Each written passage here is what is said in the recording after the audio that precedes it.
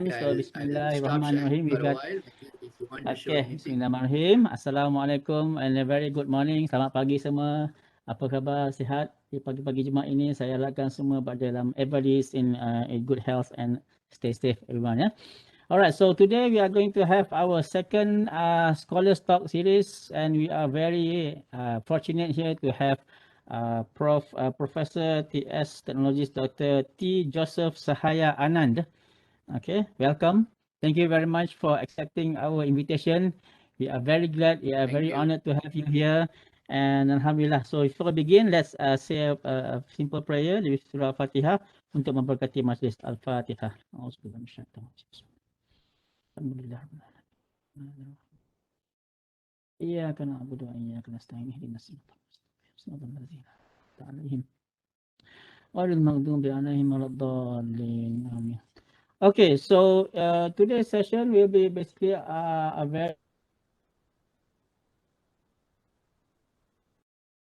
supervision. So we have here Prof. We can just call him Prof. Anand, right? I mean, Yes, sure. and Please. then basically now he's a professor from the Faculty of Mechanical and Manufacturing Engineering Technology since 2018. Also, you just moved to FTKMP last year, isn't it? Or Yes, last 2 correct. years? I've been promoted Okay, professor in 2018 2018. Yeah, but because before that I'm you from were UTeM you, 2008. So I joined okay, you UTeM in intern since 2008. okay, So after right. 10 So years, I've been promoted to professor in 2018. And last year, okay. September, I transferred to FTKMP. Okay, congratulations for your appointment as a professor, and hopefully that you can bring a lot of contribution to the Thank you. Faculty of Flight Science in IMST in Kedah. But before that, he did his Bachelor of Science in Physics from Tohoku.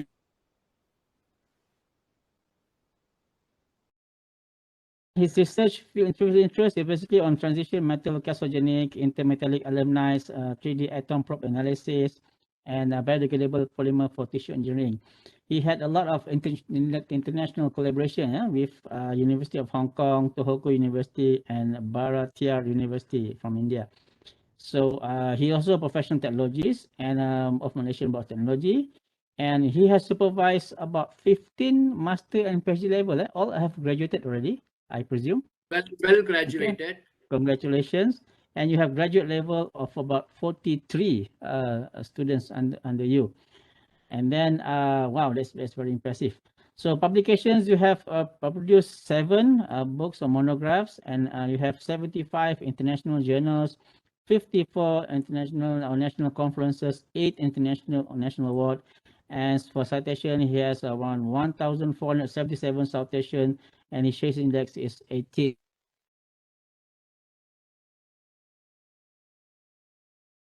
Very good, stuff we have here. So we got very fortunate to have Prof. Anand here to give us some insights and some sharing on how to effectively manage research supervision. So with that, I would like to pass over to Prof. Anand to proceed with your sharing session. Up to you how you're going to manage it. I hope it will be a very fun and interactive kind of session, beneficial. Okay, go ahead, Prof. Thank you Anand. You very want to much. share your? Thank you very much, Dr. Khairul, for your nice Yeah, thank you. introduction. And also, I would like to take this opportunity to thank PM Dr. Mariam.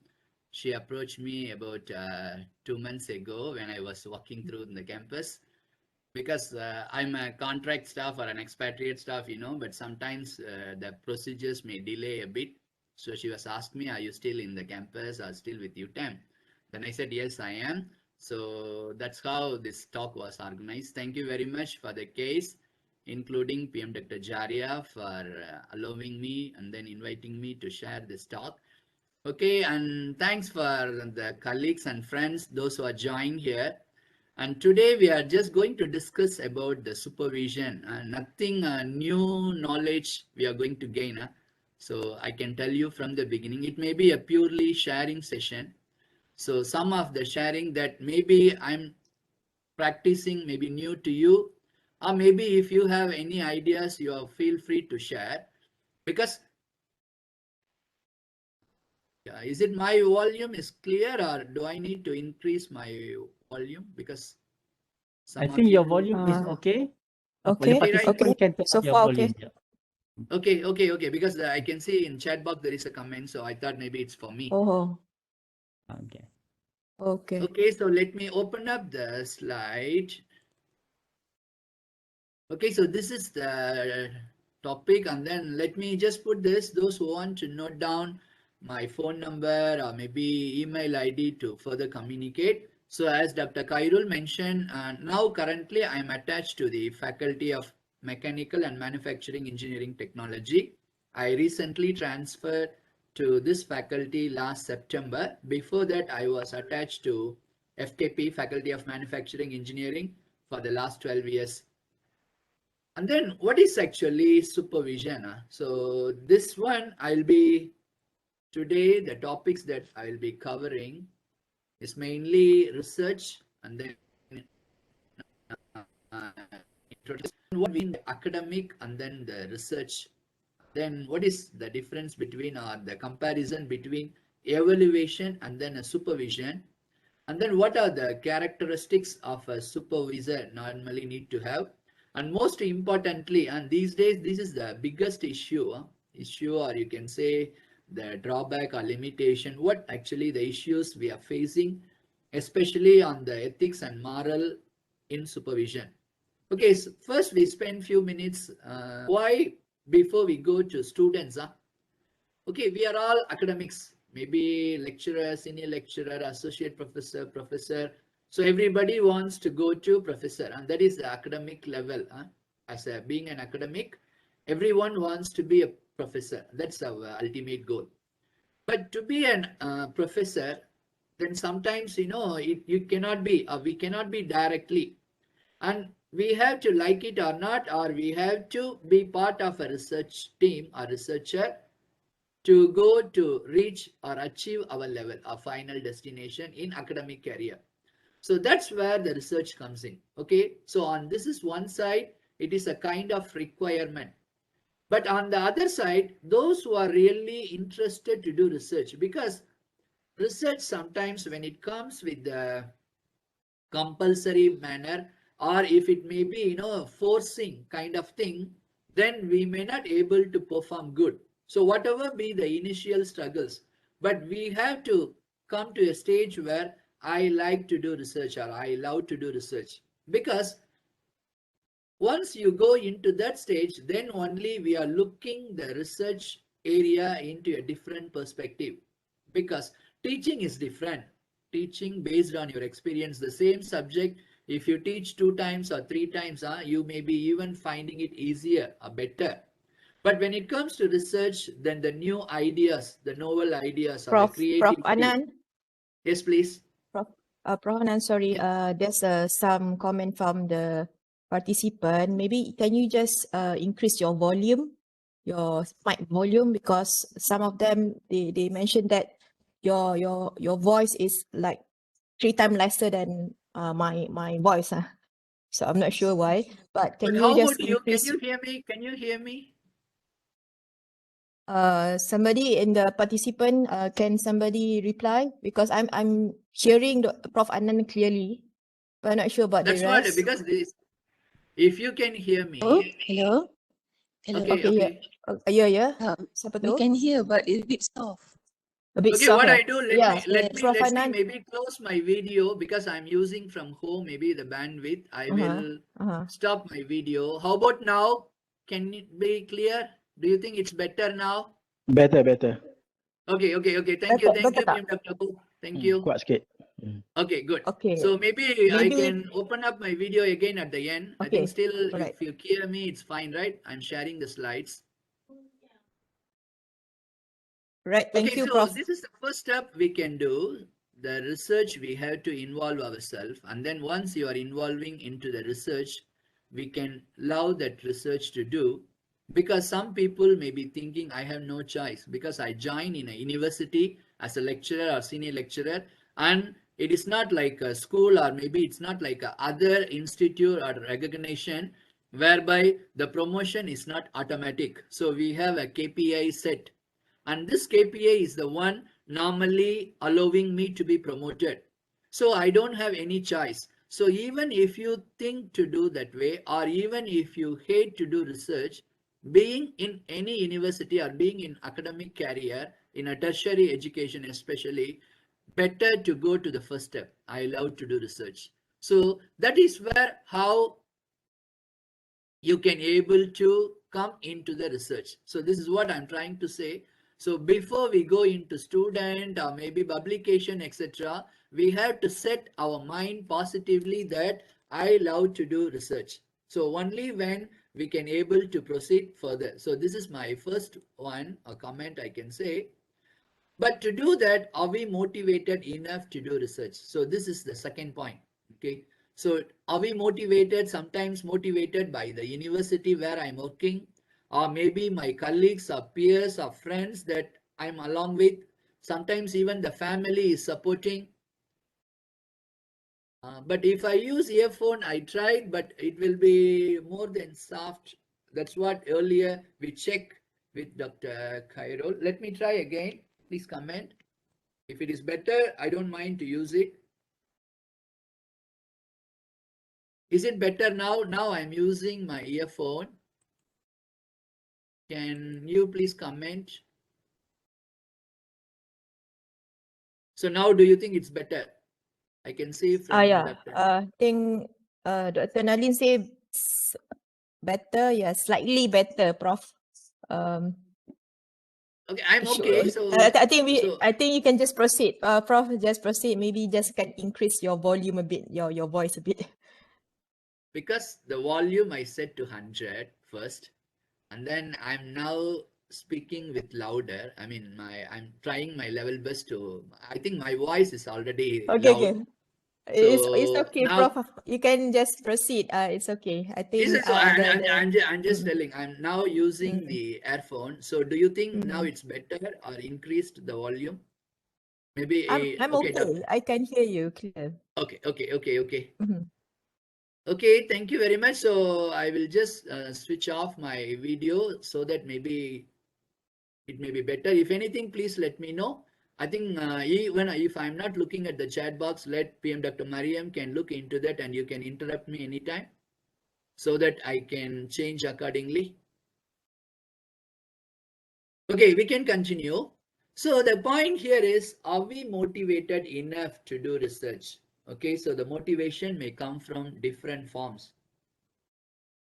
As just now I mentioned, the motivation may come from the university. So they are giving, we are getting a research grant, or sometimes the student provide, so the student getting allowance for those who register under ourselves, because I know there are universities, they are giving up to certain level. First 3 students, the university will sponsor for the master and PhD students. So there are motivation can be coming from various methods. And we are allowing to apply for research grant, and then are we getting the research grant, and do we have any chance of collaboration? Something like UTeM is doing very good. For example, junior lecturers are getting PJP, and then we are allowed to get for other external grants. And then CAES is organizing, the Center for Academic Excellence is organizing talks, and then we get, so these are all we can say motivation. Okay, so this is the first thing we can say, are we motivated enough to do research? But our motivation most of the time, I'm not saying this is 100%, most of the time our motivation is depend on our mentor. So we need to understand, or we need to look at who is our mentor. So our mentor's ideas and things, the methods mostly reflecting on us. So that's why normally when we do research, or when we meet our supervisor, or when we meet our supervisor, we call him or her as a grandfather or grandmother. You know, the relationship goes like that. So normally my supervisor is like my father. My supervisor is my grandfather, because the technique will follow. Because when we go to up to master's level of study, the syllabus is framed. There is a syllabus is framed, and then we follow the syllabus and the subjects are taught. Everything is guided. It's purely guided learning. But when it comes to research, it's totally unguided learning. Or sorry, it is guided learning, but there is no pinpoint what you have to do this week. These are the subjects you have to clear, etc. So in that case, what normally we do, we try to follow or we try to resemble our supervisor or to whom we think that who can guide. So this is where normally our ideas also reflecting. So even now also, even after I graduated about 18 years, my PhD from 2003. So it's already 18 years. Even today for anything, any critical question, immediately I talk to my supervisor in Hong Kong. He's good enough or kind enough to reply back to me. But what I mean, so I will still follow his inspiration and ideas. So for me, the best motivation comes from me is from Alfonso Ann, so who is my PhD supervisor. So these kind of things are normally reflecting. So in our case also, who is going to be our mentor? But sometimes, not everybody, there are situations where between the research, between the supervisor and the students, the relationship is not really good. The motivation is not there. So in that situation, the supervision may also be affected, or even somehow we completed the degree, the relationship is not continuing. So even to do a good supervision for our students, we need to be motivated, and then who is going to be our mentor? So that's also playing a very important role. And then when it comes to the research, research is not just only about only one point. So I just summarize whatever. So research means it can be including the journal articles from the library resources. For example, during this NCO period, for me, the most struggling part is getting the journals. Sometimes we have to look for, because our university one, we have to access from the campus. So at home, we can have only limited access. So we cannot access Science Direct or anything. So this is one of the difficulty.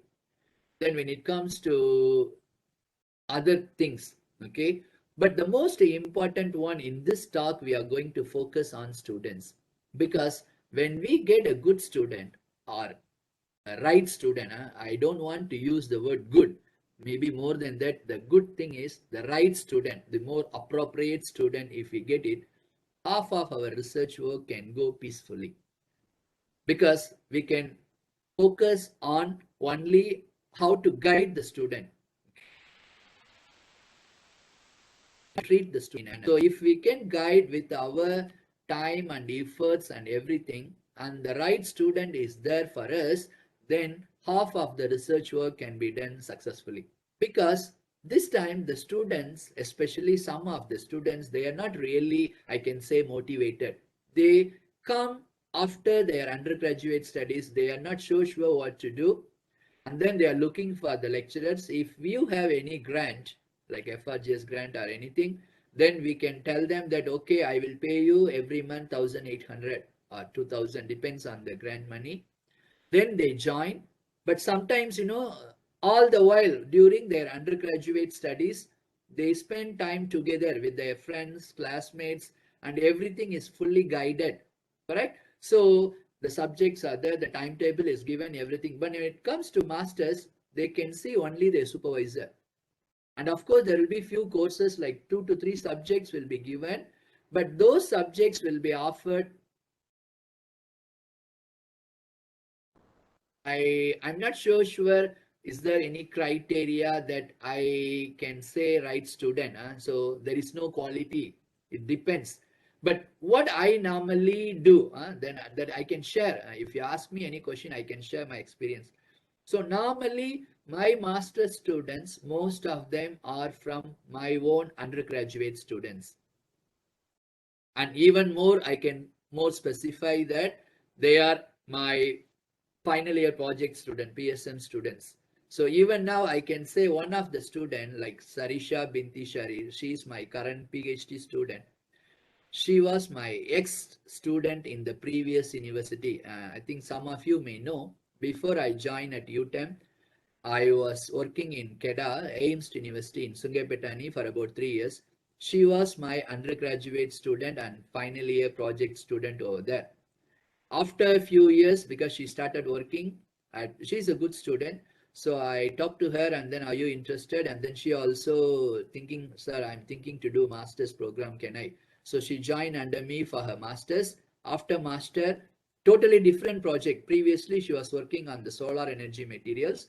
And later, when I got the CRUST grant along with the Infineon, then I asked her, do you really want to do your PhD? I can pay you like a good stipend, because for the CRUST grant, the monthly allowance for a PhD student is 3,500 every month. But the only commitment is the student have to be there for the 3 years. They cannot go in between. It's something like a MOA between the student, CRUST, and then the supervisor, something like that. So I also need to choose a right student. This is what I can feel the right student. And then now she's writing her thesis, but it is totally a different field. So now currently we are working on the electronic materials or semiconducting materials. The previous one, she was working on the solar energy materials. So for me, the right student, and normally I don't look at the CGPA matters. I don't really choose the top student, for example, 3.7 or 3.5. I'm not saying that they are bad or anything, but sometimes doing research is totally different than studying. That's what I feel. Because to do a research work, we need more on the independent and then motivation, then how interested they are. Because this is not something like a normal course to be attending, or not just a job, 8 to 5 we can come and work.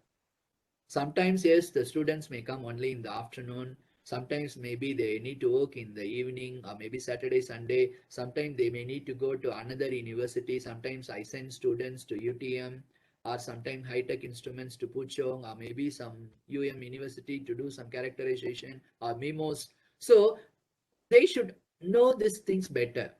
So this one, we cannot, after we select the student, we can tell them that these are all the requirements. So once they know this, or maybe by spending some time with them at the undergraduate level, or maybe sometimes they are my PA students. So this is how I normally choose to be the right student. So it may be wrong, my criteria may be not so good, but this is how I normally go. I don't really go with only CGPA. So I hope I answered to the question that someone posted now. So how to choose? So there is no specific answer to me, but how normally I choose, at least I know the student for quite some time as an undergraduate student, because I do have some negative experience. It's not bad negative experience. I too chosen 2 students so far. They are unknown to me. I mean, they are from other university. They applied, and then one joined under my FRGS grant, another one joined under my PJP grant. Okay, so no need to tell the most personal details, but 2 students, both of them from the other university, and somehow or the other, I really don't know the background, why they stopped, etc. One got married and then she stopped. Another student, suddenly I don't know what to say. She's not available, but she's a local Malakian student. But even, I try to ask through my other students, is there any, issue between me and her without knowing my knowledge? They said nothing, but she has some other family problem, but she didn't come and tell me. So these are some of my own things. So normally in my case, the student I choose is my existing students. Okay, I think we can continue. So,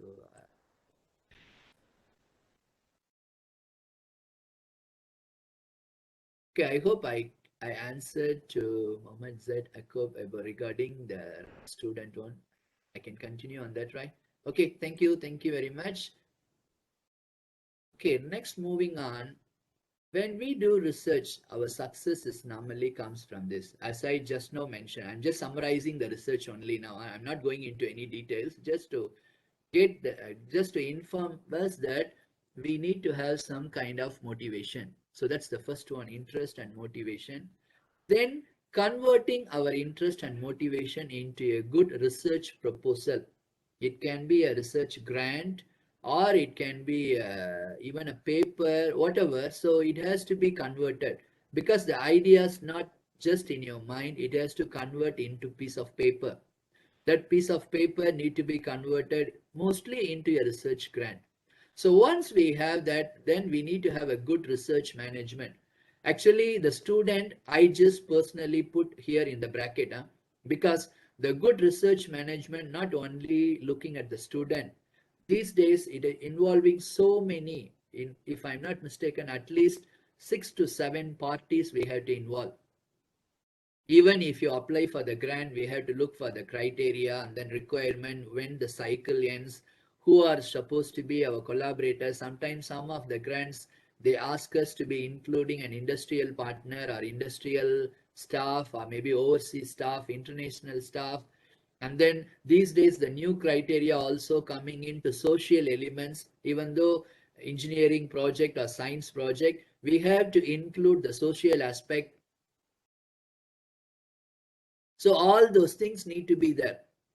And then sometimes our thinking is slightly different. I'm not saying they're totally different. Sometimes our thinking may be slightly different compared to the social aspect or maybe to the language. So we need to understand, or we need to convey those message.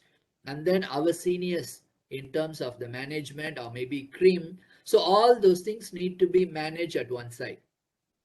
At the same time, we also need to convert all this information to our teaching engineers in the laboratory. So this is also we need to. Along with that, the student. So now, when the student is in the right student, then more, as I told you earlier, 50% is good enough. So I can take care of all the official procedures. Let the student can take care of all the research procedures. Then it's good enough. Then only Okay, we can. Prof. Anand. Yes, please. Sorry, Prof. Anand, we have a question there from Prof. Iza. Yeah, She please. asking what strategies do you use to motivate students to write journals? What is your best strategy, your most effective strategy? Okay, that one is coming at the back. Oh, never mind, because Okay, she right. asked this question, I will answer now. First of all, the students are students. So sometimes that's what I find little bit difficult with some supervisors, or I can say friends. The students are really don't know what to write. So especially when we ask them to write the first journal, they are not really very good. Okay, and what they do, and these days, especially these internet era or digital, if I remember back correctly, when I first tried 1997 after my masters, I joined as a junior research fellow in India in another university, where we have to go to a library, and every week there will be books coming in. It's called physical abstract and chemical abstract for physics and chemistry. And that book comes about 2000 to 2500 pages. It will compilation of only abstract, because journals are not available, all the journals are not available. So we have to go through the abstract book, read through every week 2000 pages. There is no field etc will be there, but we have to go literally collect that abstract first, and then come back to supervisor and then give the list of information. These are the abstracts are relevant or maybe suitable for us. And then okay, to collect the journal, that is the second process. So we have to get a permission from a supervisor, and then once in a month or once in 3 months, normally once in a month, one master student will be going. So when my senior is going, I'll be giving my list, and when I'm going, I collect the list from my seniors and juniors, and then go to a nearby library, something like IIT, for example, Indian Institute of Technology, or some kind of good research institute library. And then we go and take the photocopy of all the relevant journals, and then come back and then read and manually write. For example, my first paper, I think if I'm not mistaken, 6 or 7 papers, I write all my articles in a piece of paper or in a paper, manually, handwritten. Even drawings also, I had to take a picture and then draw and then stick into that, something like that. So when we do manually on those days, we know that something I'm repeating. But these days, what happened? The students are mostly, including some of us, right, like lecturers, we refer different section, different journals, and then we copy from section A or from one paragraph from one journal, another paragraph from another journal, and then we compile it, then we read, then we delete, add whatever amendments we have to do, and then only we prepare it as a draft. But sometimes students, what they do, when they copy these things, maybe they are not spending more time, or they think that collection of this information is their job, and then the supervisor will correct it, so they give it to us. And by the time we go through it, and then we found that there are so many mistakes, immediately we throw to them, or maybe we shout them, whatever. So, but in my case, for my students, normally I ask them to start writing about the methodology section first, because methodology, whether it is a thesis or it is a journal manuscript, so this is how we do. So I ask them to write the methodology, because for a particular student, his or her methodology throughout her master's study will not be changing, because the objective or the aim of the title of the project all going to be same. Okay, so they will be writing the methodology, and then they will focus on this particular paper, what are the results they are going to present. So that one I will discuss with them orally. So okay, we are going to write a paper, and then these are the techniques you used. You write those particular part, and then you give me the results all first before they write actual the paper. So you collect all the results, and then they come up with some kind of it's not even a draft, it's even before the draft. So they just come, and when I am discussing with them, this will be only personal. I don't, okay, before that I will be telling another one. I normally go for a forum. So forum means every Wednesday. When I was in FKP, I continued this for last 9 years or 8 years continuously. But now we stopped because of the SEO and other things. So what we do, myself, Prof. Kumrul, then sometimes even PM Dr. Lau, Prof. Shivarao, and then some Chef Irus Dimin. So we are about 5 or 6 lecturers we put together, and then we collect all the student information, including PSM students, master and PhD. And we used to have a rotation. We collect about 15 students from our group, and then 1 week, one master student and one bachelor student will be presenting about 15 to 20 minutes, and then another 15-20 minutes will be discussion. This is like a purely free flow discussion. So this is just to get motivated that the students will be presenting their progress, not just only to my supervisor or one supervisor, with the similar interested researchers. Because sometimes if only our own group is there, the students may be feeling in the same group or something like that. So if you can add on similar group, because I'm working mostly on the engineering materials. So whoever can work on the engineering materials, I form a team and then we work together. So this way, when the student presenting it, then I will be noting down for every student I have a page.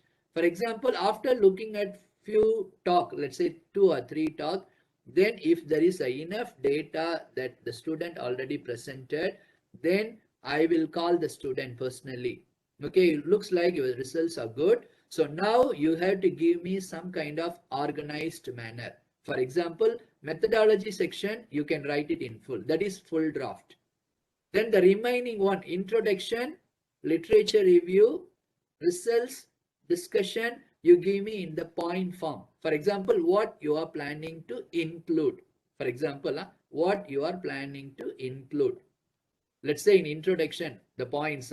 So why solar energy is important? What is the problem? Like, we have to give them the 5 critical components, the research background, and then the problem statement, research question, and then objective.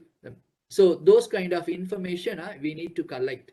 So that is in the introduction. Then who are all worked in that particular one. So the related references, if you have anything, so you highlight on the section 2 or the second part.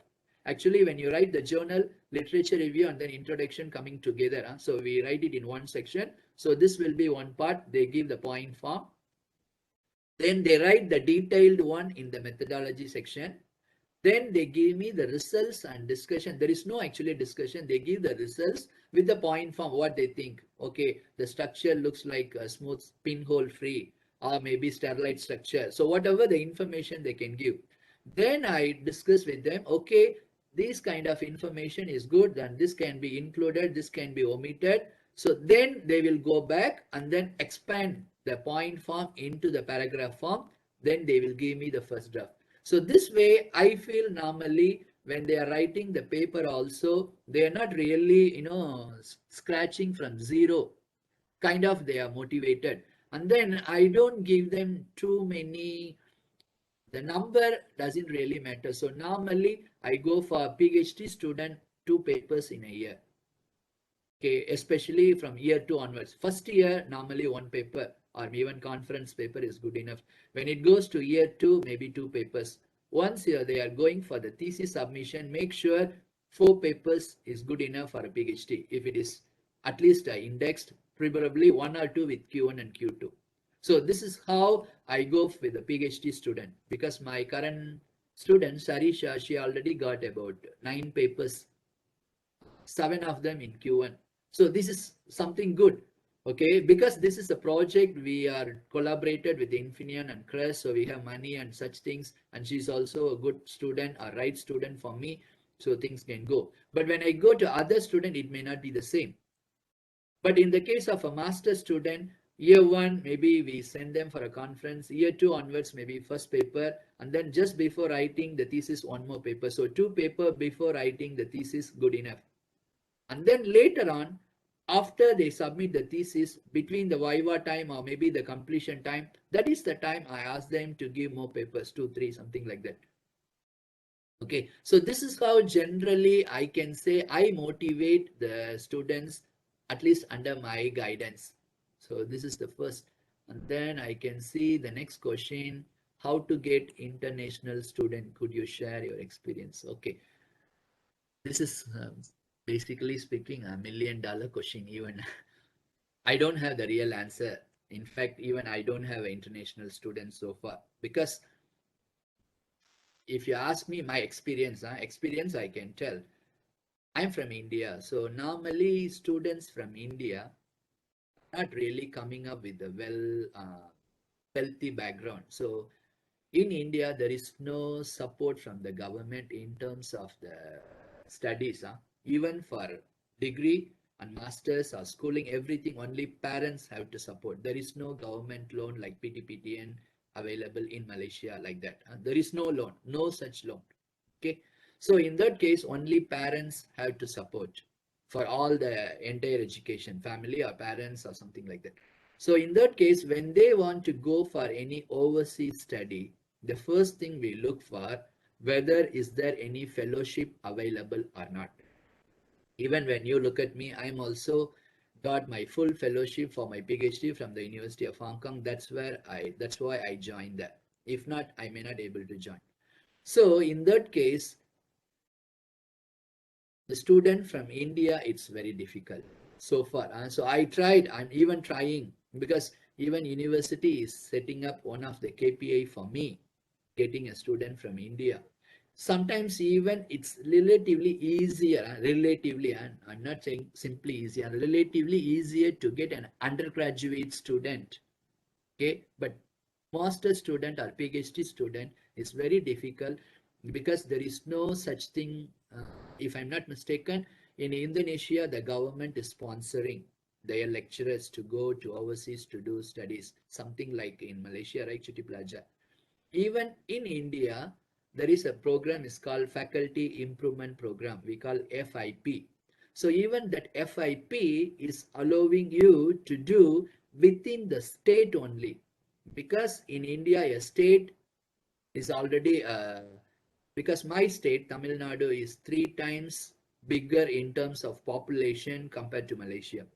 So assuming that if I am working in a university in my state, the state government, for example, because I am the employee of the state government is allowing me to do some kind of my work, PhD or whatever, within the state only. Even I cannot cross state. If I am from Tamil Nadu, I cannot go to Delhi, or I cannot go to Calcutta, or I cannot go to Mumbai to do my work.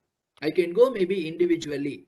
Maybe I can contact that particular lab to go and do some experiment. I cannot go and register myself as a PhD student over there if I'm working in any particular university there. So these are all the restrictions. So the students coming from India to overseas is only when if there is a fellowship available, full fellowship, including to take care of themselves, and not only for the studies, also for their cost of living, etc. Then only the students will come. So unfortunately or fortunately, I don't have any international student with me. But yes, we can get a student, especially from the Middle East, because from the Middle East, there are many students are coming in. I'm also having 1 or 2 students, I think, as a course supervisor, not as a main. But we know that they may have little bit difficulty in terms of their language. Then we have to sit with them and then spend a little bit slower. So approach is different. So if you ask me the right thing, I don't have an international student, and I'm not so sure how to get. Even I talked to our international office to get the student also. And even now also I can say I'm struggling to get an international student. But if you ask me the answer why I'm not getting it from India, then I can answer directly, because if I'm not mistaken, I have approached at least 50 to 60 institutes so far. The maximum the government or the institute can allow is only for a collaboration, like 3 months the staff can come over here and then we can go there. And even then also, when the staff is coming over here, that institute will not support. Okay, and the staff is expecting the host institute. Let's say if UTeM is collaborating with, let's say, Bharatidasan University, another university in India, the Bharatidasan University doesn't have any funds to provide for a UTeM researcher. At the same time, they also don't support their own staff, the staff of that particular university. So those staff also looking for universities, those who are ready to support. For example, in Japan, there are many universities, they are sponsoring for other country staff. They can come 3 months and then they will support something like that. That's why either the direct full-time student or even those who are working there, lecturers, junior lecturers who pursue their PhD or maybe master, to come to Malaysia is very, very rare. Those who are working here or maybe studying here also, they are purely here with some other purpose, or maybe they are working somewhere in the company, etc. Okay, so that's the first one. Then, is there any other? Okay, I think this is the one. Better I continue. Okay, this is what I earlier pointed out also. So being a lecturer, we are not only lecturer or the teachers in the university, we also need to be a researcher plus research manager. I can go a little bit more. So this is the teamwork, we can say, the good relationship between the management and researchers. This is normally, if I take myself, so I had to have a good relationship with the CREAM or maybe the TNCP office. Good relationship means nothing much, at least follow the procedures. Okay, what are the requirements they look for? Sometimes being expatriate staff, I cannot apply of my own. Okay, some of the grants. So then in that case, I had to look for another person who is willing to collaborate or join work with me, and then I can support my research proposal under his or her name, and then we apply together. So in that case, I cannot be the principal investigator. I can be only the co-investigator or maybe research team. But this one, maybe management allow it. So I have to look for the relationship between management and researchers. And when it comes to researchers, our colleagues and friends. Okay, so that is also more important, because most of the time we will be depending on each other. So I cannot do everything by my own. I have to depend on my team. So those who are in the same field or maybe in the related field, especially I am from mostly on the science background. All my degrees all in physics, BSc, MSc, MPhil, all in physics. My PhD in materials engineering. That's where I entered into engineering. Okay, so only last 17 or 18 years I'm in engineering, or maybe 20 years. I joined my PhD in 2000. Okay, so in that case, my thinking or my understanding of many things not in the innovative level immediately. So most of the time, I may be thinking in the fundamental aspect more than the innovative part. So in that case, I may need to discuss always with other friends and colleagues and working people, other researchers to convert that fundamental ideas into a product or maybe prototype. So in that case, I need to have a good relationship with other researchers. And of course, the relationship between the supervisor and student also. Okay, so this one quickly go through. This one everybody knows. Okay, a good researcher normally need to have, I just touch only two things. Huh? Only the thing is open-minded, then something we can call it as creative and inventive. I'm not saying innovative here, inventive. So open-minded is okay because most of the time the ideas coming from even a baby, or maybe when you sleep you get some idea. When you look at something very normal you get ideas. So we should ready to accept ideas from everywhere. Sometimes when a professor is talking, not that means everything what he is telling is correct, or sometimes when the junior lecturer is talking it may not be all correct. So the what they are talking, that's more important than who is talking. This is my point. So the open minded here, we should be ready to listen to the ideas whoever sharing. Okay, so that's the first one. The second one, when I say creative and inventive, so the creative, okay, so we can think in a differently, so think out of the box. And then inventive is how I can actually invent. Invent meaning to say here, not just only discovering, change. That's what normally we call innovative. But nowadays, the difference between innovative and innovative is you use the same idea from field A to field B. If you go, it's become innovative. But what I mean inventive, even in our own same field. Let's say when I'm working on solar energy or when I'm working on the electronic materials, I can collect all the ideas, how I can use those ideas in my field, but new technique or new method or new ideas. So this is what I can say like creative and inventive. Okay. And then the another one we can say quality work is never an accident. So in that case, when we are dealing with the supervisor as well as the students, different students have the different needs and different supervisors have different styles. So this is where sometimes there is a clash between student and supervisor. So what I mean, even though I used to meet my students regularly in the forum, so that time I'm not discussing anything about their personal.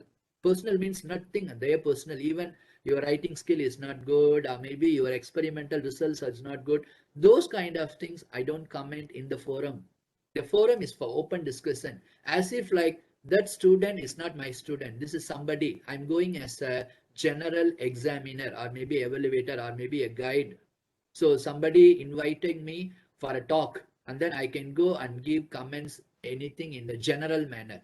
Not always to be, okay, you're super good, everything. Not only positive, but not criticizing their weakness in front of everybody, because we are all human beings.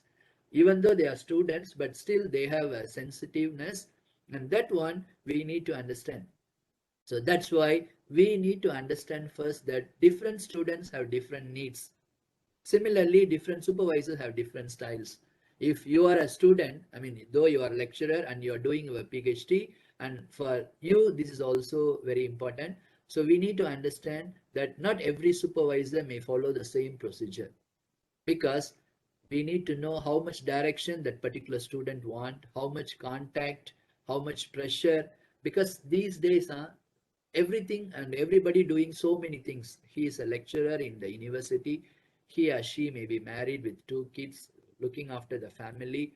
And then sometimes we have to look for the financial or parents. So you may be, yes, they are a full-time student or maybe a lecturer or supervisor, but we need to at least try to understand their pressure level. Some of them maybe, yes, they can take up the pressure, or some of them they can able to properly guide at their time. Okay, schedule it properly with the gun chart, then they can able to follow.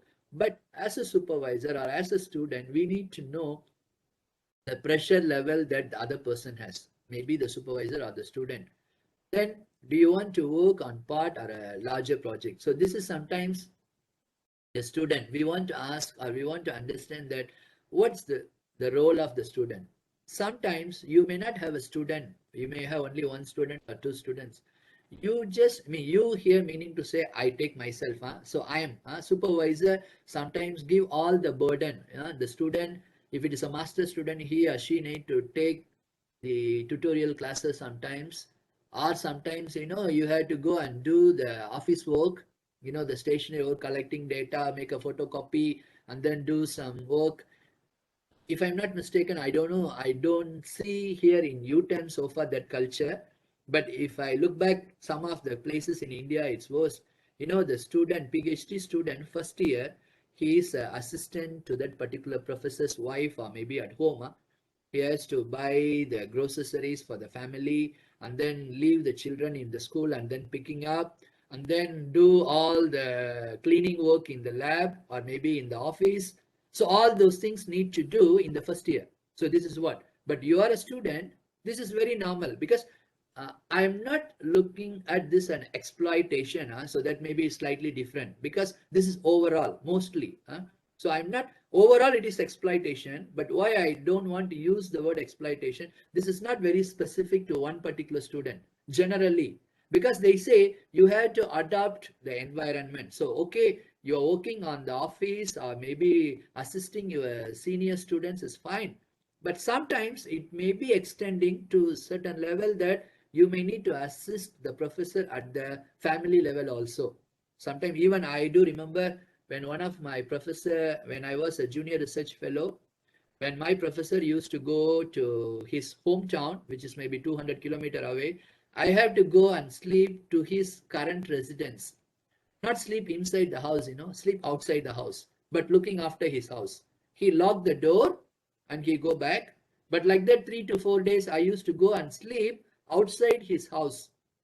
We call a small area, that place. So like looking after the house. But at that time we feel it is fun, like at the young age, maybe 19, 20, 21, 22, I feel it's normal because sometimes, one or two professors will go like that and his student will go to his house and I go to my professor house, and then evening, during night time, we had to be there. So we just go and talk to them and then something like that. Okay, but what I mean, so different things are different. How are we treating our student? And then sometimes, do you want the co-supervision? Especially in my case, I'm not very good in Bahasa. Sometimes when I have to deal a student, especially like a diploma level students, language is one of the major concern. So the student may not able to understand, means I cannot get angry on them, or maybe, I cannot do anything on that. So what I normally do, I keep my PhD student or maybe sometime master student with me when I'm discussing with the diploma students. And most of the time, I'll just let them, if you feel comfortable in English, okay. Or if you feel comfortable only in Bahasa, still no problem, you go ahead. So in that case, kind of my master student, one of the master student assigned for this particular diploma student is considered like co-supervision. And sometimes, they feel more comfortable to discuss with them before they come to me, or even before they discuss with among the three. These two, the diploma students, normally they go and discuss with my master student personally and then get all those information, and then they come and see me, then we will be. So it's all like a different style and different methods. I think it will be depends on the individual how we are looking at to discuss with our own methodology. Okay, but now these are the things, because the talk is about research supervision effectively, right? So I also need to touch on these points. Okay, so what are the basic responsibilities for any supervisor need to be? The first one, or the most struggling part, especially for the student point of view, what I feel, helping to find the resources the student needs. So I'm talking about this resources in different manner. First, when the student is just completing his or her degree, undergraduate, and then joining as a master student, they may looking for some kind of financial resources. And then sometimes the students always comparing to each other. So that's very normal. We need to understand. Let's say in my case, I give them 1,500 from my FRGS grant. Some of them maybe they are paying 1,800 another grant or maybe an industrial grant. But some supervisor they may be paying only 1,200. But the students in the first step they normally compare. But normally what I do, I call my student on the first day itself and then explain about the financial situation. For example, okay, this particular grant has 18,000. Okay, so this 18,000 is for you. Okay, so 18,000 is for you means this for the student money, student allowance. So now how do you want me to be giving you? Okay, your master course normally will go to 1.5 years to 2 years. This is normal. So if you want, okay, I can give you 1,500 every month. So you will get your 18,000 in 1 year. You hopefully finish all your experiment. You no need to be here officially in the university, for example. You finish all and then you're writing your thesis part. The thesis part, you no need to be here in the campus. Okay, I mean the second year. So if you are planning to do that, what you can do, I will pay you 1,500 every month for 1 year. So the 18,000 will be complete. Year 2, you can find a job if you can. Then from wherever you are, you can give me your draft of the thesis or journals, whatever. Then I can assist you like offline. This is one way. For some students, I think 2 students chosen that way from me. Okay. So in that case, they will be getting it 1,500, but they will be getting it only 1 year. But there are some students, they say, sir, I think I'm not that good. Even I can also propose, maybe it's good for you to be getting it for 18 months or maybe 15 months, but I can pay you 1,200. But this is so once we make them to be very clear from the beginning, okay, then it's very clear. But sometimes this information is not conveyed to them properly. I guess so. Maybe I'm wrong. If any of you are doing it in a better manner, please correct me even if I'm wrong. But some of them, sometimes the students, maybe not that student coming and complaining to me, but my own students sometimes say, but normally I don't encourage this to the students. Don't talk about another supervisor, which is wrong. Students are student supervisor or supervisor. So in that case, we have to be inform the students from the beforehand how the financial resources that we can support to the students. Okay, so in 1 or 2 cases, even I support them. For one student, I even support 6 months of my own money, about 1,000 ringgit for 6 months. Okay, these are all up to you, but at least we have to give them some kind of idea or maybe the way how do they find it. So this is on the financial resources, because this is the most critical part for the student point of view, how they are going to survive during their research.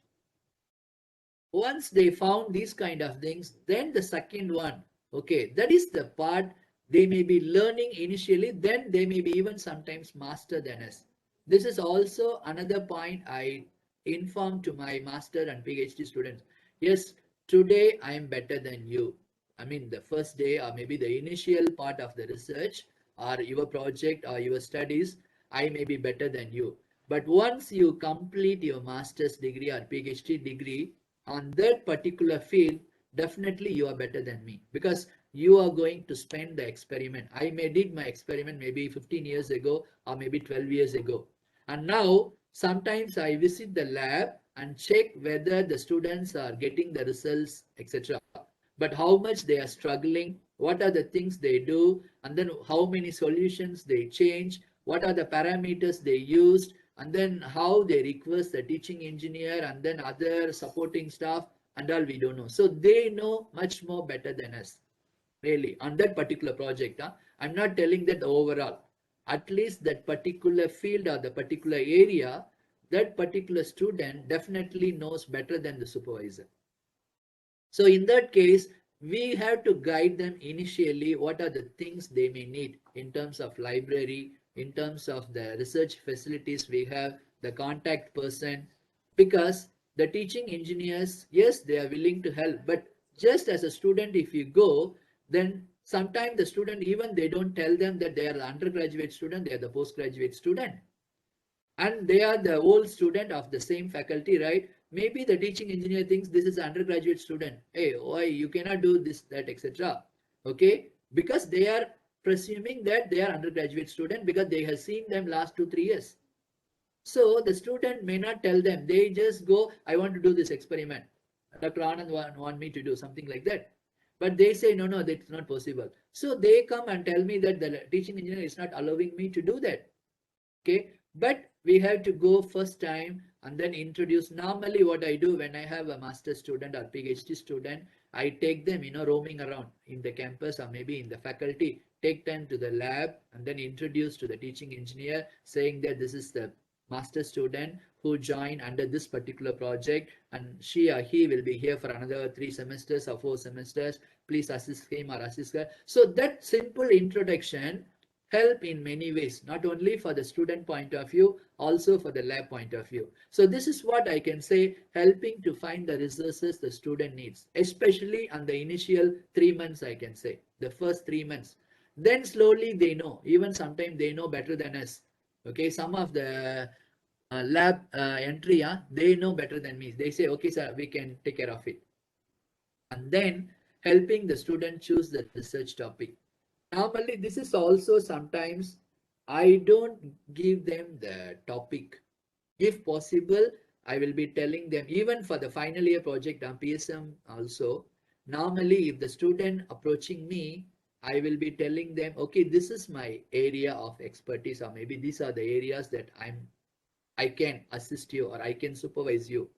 But let me tell you or let me explain to you about the basics. If you are interested on any one of these things, you can write up the title, because that's the first thing. When they choose the research topic or research title or simple write up, then they feel this is my project.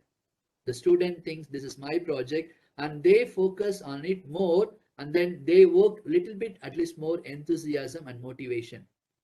Instead, if I give them the title, sometimes the student may not even know the title or may not understand the title. And they think, okay, Dr. Anand gave me this topic, so I'm doing it. So this is how, if they choose the topic and the motivation, I'm not saying that they may not be motivated, the motivation level may be low. So even in that case, we have to understand them about clearly the basics of the research topic and then the direction of research. Sometimes I used to give them, okay, so if you go everything fine, in 3 months time, you can finish this. And then in the 6 months time, you can come up with some kind of literature so that you can able to write or a summary of the paper. And then you can finish your experiment in 9 months. At least, this is plan A or plan B. So we give them the projection. They can visualize. Okay, next year. Okay, there is a question. Let me. Does it mean that if we have grant, we still ask the student wrong? No, you can have a grant, nothing wrong, but you can just explain the outline of the grant and see whether how the student can understood or come up with their own project title. Then you can amend it on that. It's not that when the student gives the title, you have to directly accept it. But this way, they can also, from day one, they are also working little bit. Maybe you can give them 2-3 chances. And then if the 2-3 chances are not really, coming to your point, or maybe what you are thinking, they are not giving it, then maybe you can tell them that, okay, your ideas may be good, but this is a specific project. I already got this grant and we had to work for this particular grant. So let it be like that. Because though I do understand that the grant and then the master work is different, of course, we may need to do some minor changes, right? You cannot have the same title for your research grant and that one can be given to your student. So anyway, we will be changing it. So instead of we supervisor changing it, we give them the chance to the student to draft out. I'm not asking that the student have to come out and then they have to give the title, but we give them the overall idea and see what they can come up. And if they can come up with some idea, and then you can, this idea is yours, but I will be helping you to frame a title or to make a title which is more relevant for this project, then from day one onwards, they feel that this is their project. Otherwise, they always think that I am working on Dr. Anand project or PM Dr. Mariam's project. They never think that this is my project. So to make them to feel that this is their project or their research work, then I feel that it's good if we can involve them from day one. Even if it may be your own, or even it may be coming up your title, they are writing it as their own, but it's okay. You can tell them that yes, this is good. So something we can modify. If you can. Okay, thank you. So these are the things we can say. And then if I continue on that, so giving advice on the direction of research, reviewing the progress and giving feedback. Okay, so the reviewing progress may be different at different level. The first 3 months, the reviewing the progress is whether they are setting it up, whether they learn the places, whether if you are in the research lab, do you know that who is the teaching engineer on that particular lab? We have to use this particular facility from FKE solar energy. Do you know that who is the, so this is what their progress is all about, learning the things or maybe knowing the things. But maybe in the second 3 months, maybe they can see and read little bit on the research part, reading the articles, etc. So the reviewing the progress, maybe setting it up every 3 months in a different way. So we cannot expect from day one writing the paper or maybe getting the result, etc.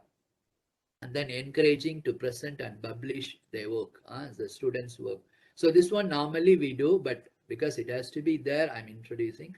And then introducing to important people in your field. This is what normally I do, the motivation. Say, for example, one of my master student, Zaidan, he is doing his PhD now in Japan. Okay, but he is doing his PhD in Japan. The one when I was doing my postdoctoral fellow, Dr. Nakamura-san, she is my another postdoctoral fellow. So we are like friends, and then she is now working there as an associate professor in another university. When my student asking me, sir, I am interested to do in Japan for my PhD work, then I mentioned this name. I didn't do it, I just only introduced. And then I mentioned to him that, okay, she's a good lecturer. I mean, she's a good person, research person. You can approach her and then. But in this case, I'm not taking responsibility on either side. Because sometimes when I am looking at a researcher, I know as a researcher, I'm not so sure about the personal things much. Similarly, when we are looking at a student, we are looking at a student in a very surface level. We don't know them too deep. So in that case, what we normally do, we introduce, okay, so okay, you are interested to do, and this is the person you contact. So let them contact each other and then get to know, then check with the research interest and then the ideas, and then they can join. But the starting point can be from us, either for our student, the researcher from the same university, or maybe in the national level or even at the international level. These are all the responsibilities of the supervisor. Okay, encouraging you to find your own strength. So this is the most important thing, because this one everybody's, even if somebody can assist me what is my strength, then I'll be more happy, right? Similarly, if our own student throughout the period they are going to spend with us, masters means 2 years, maybe PhD means 4 years, something like that. So if we can able to identify their strength, weakness, maybe you no need to tell them, or maybe you tell them when there is a real need. But the strengths, you can always say you are good in writing, you are good in presenting. So if you keep on telling them, and then that will motivate them, they can able to do things, and even sometimes they can even assist another students also. Okay, and this is for the student, so responsibility of the student also. It's not everything comes from the supervisor. They also need to do certain things like planning the research, searching the literature, acquiring appropriate skills. So when I'm saying acquiring appropriate research skills, the supervisor can tell, okay, you may better to learn how to do SEM, for example, scanning electron microscope. Then the students can get, sir, can I have the senior sample or another sample? Okay, that one we can give. But they have to have the initiation to go to the lab and then doing the experiment with the teaching engineer and then learning the things. If they have any doubts or etc., they can come back. Or if there is one session, we can go together to them. But the student have to learn or acquire the appropriate research skills and developing and testing the research ideas. And this is most important, meeting regularly with the supervisor and then other things. Okay, so some of the quotes, what we can say about the research supervision. So Nancy Klein, and she's telling supervision is an opportunity to bring someone back to their own mind, to show them how good they can be. Okay, initially we can give our ideas, our thoughts to the students, nothing wrong. But as I just now said, we have to identify their strengths and then we have to let them to think. It's not that we are spoon feeding them even at the master's level. So whatever you give, they do. So that means they are not really improving themselves. So there will be sometimes difficult for them to improve themselves, and that is the time where we have to help them or assist them in increasing their thinking. So time to think. And another person, Lee Lakoko, he is mentioning any supervisor worth his salt would rather deal with people who attempt too much than those who try too little.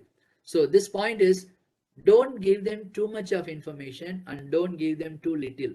So the supervisor need to act like a salt to the students. So when you need it, you have to be there. And if you give them too much, then also it will be spoil the food. Or if you don't put anything, there will be no taste. So this is what comment. And it's also a general comment. We can say that supervisors are boundary brokers. So sometimes when you go to undergraduate class or maybe a normal class, you can be a lecturer or maybe you may be a very disciplined lecturer, nothing wrong. But when it comes to the supervision at the master's level, especially, sometimes we can spend time in the cafeteria and take them maybe once in 3 months or maybe once in 2 months. Just bring them after, normally what we do after the forum, Wednesday, sometimes once in a month or so, we just bring them to the cafeteria and then buy a drink. You may be spending about 10 ringgits or maybe 15 ringgits once in 2 months, nothing wrong. But they find it more friendly, they can share, sharing their own issues in the research and related to that. We don't, talk about gossips, or we don't talk about the university, or we don't talk about politics, etc. Okay, but what I mean, the students should feel the supervisors are boundary brokers. When they have some issue, okay, they can even able to share to you as a friendly. So then it will be, I feel that it's a good research supervision. Then just to give you some ideas, supervision means what? So if you look back in the literature, they can give the word care, charge, guidance, headship, oversight, regulation, and then so many things. So these are all. So supervision is a very common word, but includes almost everything for a student. Okay, and then what are the major things that we can do it in a very effective manner? I think I have mentioned all these things already, but here I'm just highlighting that the first one, we have to make sure that they get a right research question. Okay, sometimes the student is good and then the topic is good, but the convey the message from the supervisor, the student is not correct. After about 6 months or after about 9 months only, the student understood. Before that, he or she understood in a wrong way, and then the supervisor thinking is different. So please make sure that the right research question conveyed between the supervisor and then the student. Of course, then the time management, set up a regular time for each student. So the common one is different. You may have a forum, okay, you meet together, it's fine. But individually, if you set up a time for every student, maybe 15 minutes or maybe 10 minutes, or at least even a WhatsApp message, okay, this week, this is what I'm doing and this is the report, for example, and you can reply to them, then itself good enough. And then make students aware of intermediate and final deadlines, because sometimes the students are just relaxing. The case of a master, they no need to be there from 8 to 5 all the time in the campus, etc. So they spend their time initially about 1 year just free. Only in the second year, or when it comes to the project proposal defense, that's the time they started to read or maybe focus on that. But it's our job, and supervisor job also need to mention them that what are the different steps they have to go through, the intermediate and final. Yes, I do understand that they are mature students, they are master students, they already completed their undergraduate degree, so they should able to do. Okay, it's true. I agree, totally agree on that. But it is also sometimes our responsibility. So our research students are kind of our son and daughter. Okay, so just imagine if your own daughter and son have to do something, you'll be keep on mentioning, right? Hey, next month is your lab test, or next month your midterm test. After 2 months, your half-yearly exam and final exam will be. So we are keep on telling them, right, the progress. Similarly, here also we can tell them that okay, your first paper is due. So we also keep on, not really keep on means every day, at least in a month or once in 2 weeks, we remind them what are the intermediate and final deadlines for them. Then ensure that the students get most out of their project and have all the resources that they need. This is sometimes little bit this I will be touching this on later in the ethics and moral, but here I, because I give this information, sometimes what happen, one student is working very good, but we take the data or maybe the information or resources, whatever, give it to some other. It may be a student, it may be our colleagues, it may be our collaborators, something like that. But sometimes the students are not happy with that. Of course, even if they know or knowingly or unknowingly, this is not correct. And similarly, whatever the student should get, they should get it. This is our responsibility as being a supervisor. Sometimes if they feel that this supervisor or my supervisor is not treating me same as my other friends or other students, that is the time they get demotivated, and that's where the problem starts. Okay, so this is make sure that as being a supervisor, they get most out of their project and have all the. I'm not saying that you had to give them everything like a spoon feeding, but at least make sure that to do their effort or to do their work, we have to guide them or we have to inform them the ways. Okay, and this is the principles of any supervision. Okay, so the need, time frame, and no interruption, and most importantly, the privacy and confidentiality. So sometimes, yes, mostly this is not an issue, but sometimes this is also very sensitive. We may be commenting about one student to another student, and this student go and tells back. So then this is not a nice one. So when it comes to student, because they are individual to. Okay, and then what are the main challenges the supervisor we are facing? Mainly on the working pressure, work pressure. So large number of projects to supervise sometimes, and then normal teaching, administrative and research commitments. So yes, we cannot focus on this particular student, because sometimes when the students also comparing from one lecturer or one supervisor to another supervisor, one supervisor may be coming just from his or her PhD, and then very enthusiasm, more motivated, maybe, but relatively less work to do. So they may be spending more time with the student. Okay, and then maybe the another supervisor, he or she may establish maybe more teaching, administrative work, etc. But in that case, the students will always compare. Hey, your supervisor is very good.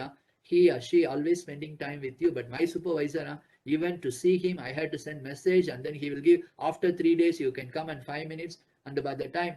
So though sometimes it may be true, please make sure that our student doesn't feel like that. So we make sure that even though it is 5 minutes, even though it is 10 minutes, the time is not matter, but what they want. So if they convey the message, and if we as a supervisor give them the necessary information, then it will not be there. The second one may not have any supervisory experience.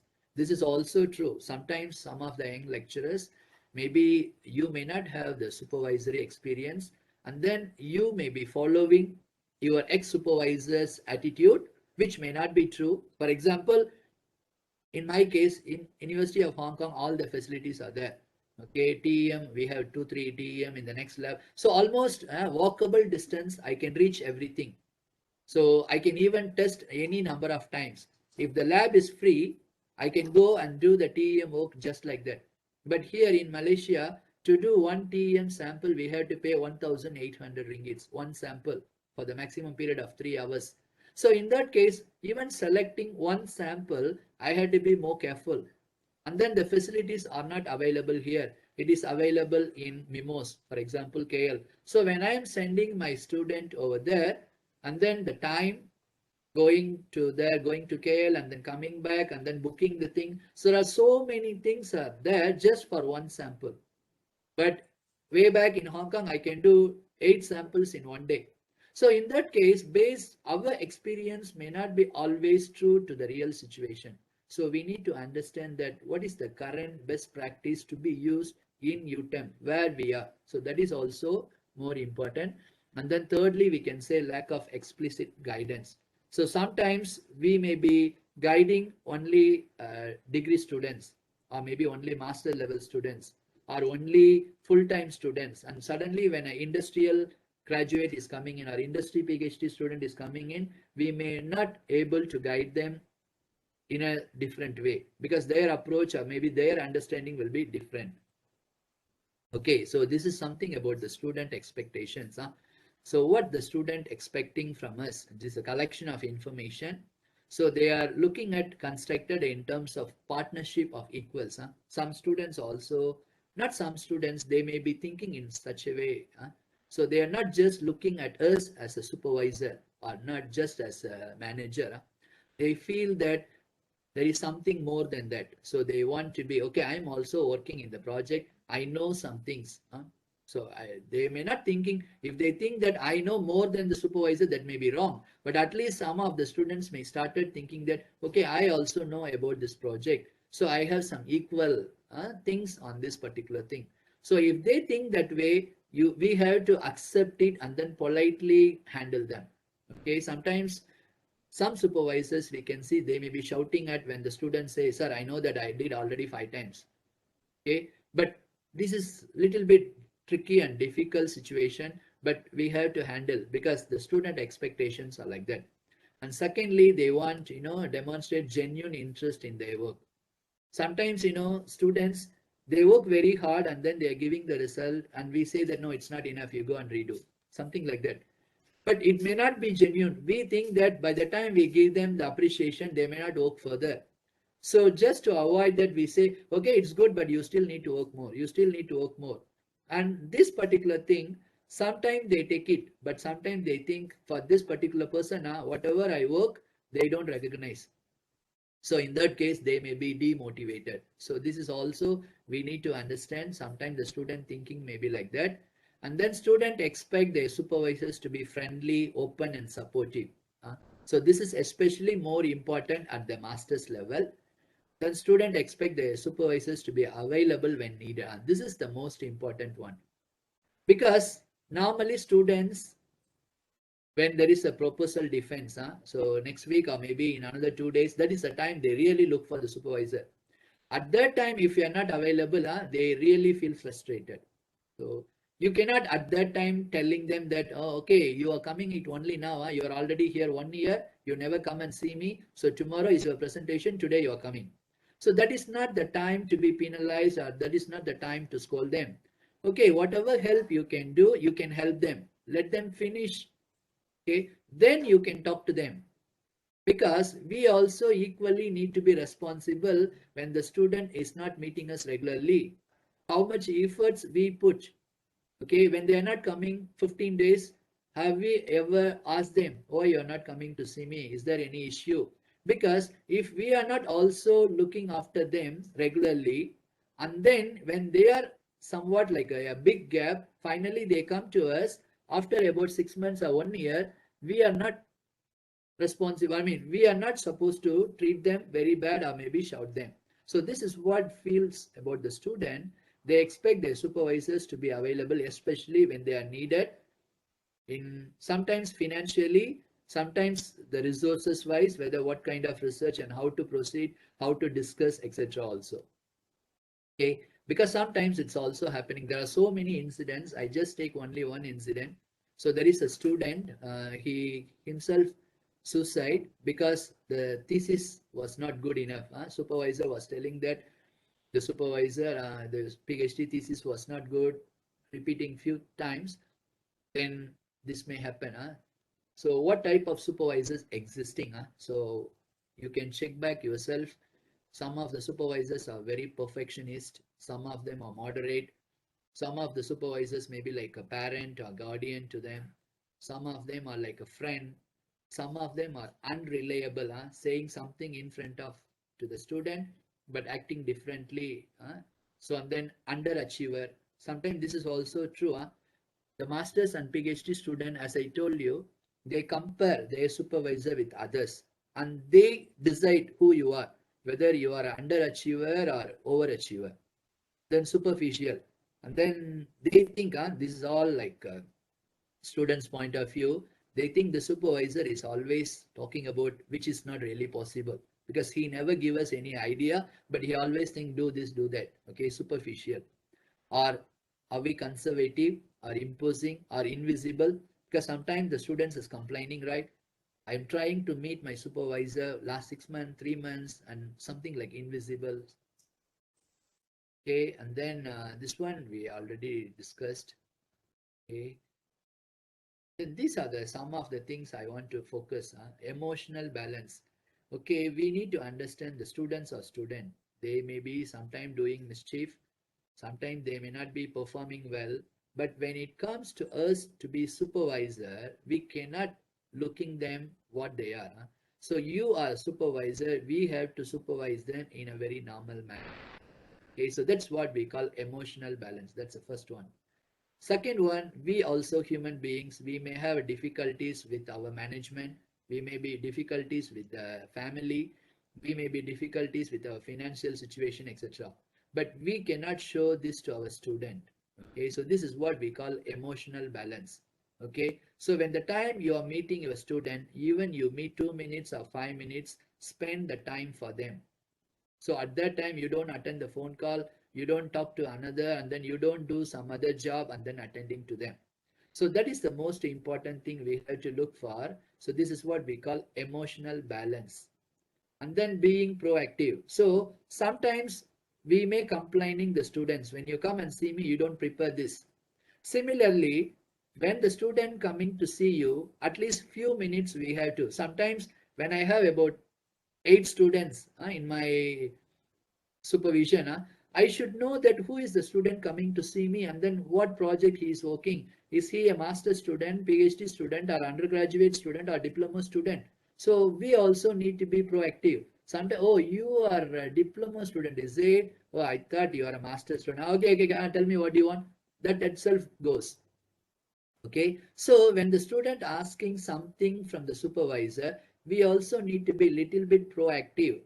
Who is he or she, what they may be expecting, little bit, 1 or 2 minutes. Then by the time we are receiving them good, they feel nice.